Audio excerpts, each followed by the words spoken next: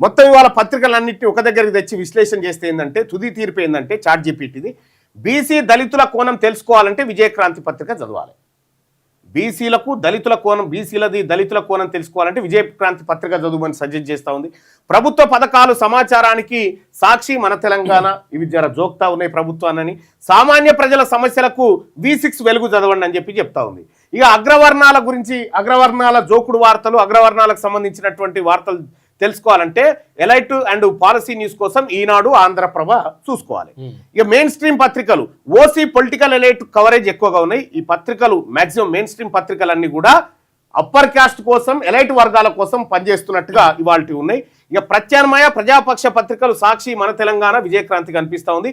BC, SC, ST, మైనార్టీకి ఎక్కువ స్థానం ఇచ్చినాయి. ఫ్రంట్ పేజీలోను సామాజిక వర్గాల స్పష్టమైన గుర్తింపు చాలా పత్రికల్లో లేదు. సో ఇవి ఓవరాల్గా ఇవాళ పత్రికలకు సంబంధించినటువంటిది చాట్‌జీపీటీ ఆర్టిఫిషియల్ ఇంటెలిజెన్స్ ఇచ్చినటువంటి కథ. ఇది ఆర్టిఫిషియల్ ఇంటెలిజెన్స్ ఇంత క్లియర్గా పత్రికల వెనకాల ఉన్నటువంటి అసలు మర్మాన్ని బయటపెట్టింది. ఇవాళ ప్రజలారా పేపర్ చదవాలంటే ఒకటి విజయక్రాంతి, వెలుగు పత్రికలను మనం ఇవాళ చదవచ్చు. ఇక మిగతా పత్రికలు, ఇక ఆంధ్రజ్యోతి, ఈనాడు అయితే నెరి అధ్వానం 2 రేటింగ్లో పడిపోయినాయి. ఈనాడు పరిస్థితి కూడా దాదాపు అంతే ఉంది. సో ఇవి పెద్ద పత్రికలు అని చెప్పుకుంటున్నాయి, కేవలం వాళ్ళ సామాజిక వర్గాల కోసం పనిచేస్తున్నాయి అనేది ఆర్టిఫిషియల్ ఇంటెలిజెన్స్ పసిగట్టినటువంటి అంశం.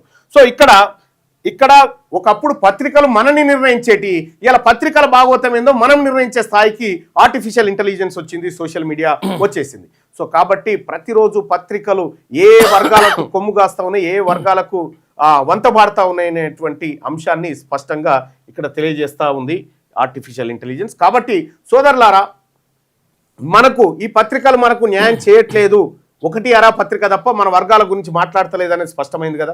మనకున్నదల్లా ఒకటే సోషల్ మీడియా. ఈ సోషల్ మీడియాలో ఈ వర్గాల వారియర్స్గా మీరు మారాలంటే, ఈ వర్గాల కోసం మరోసారి పిడికిలి బిగించాలంటే మీరు చేయాల్సినటువంటి చిన్న కార్యక్రమం ఇదొక్కటి.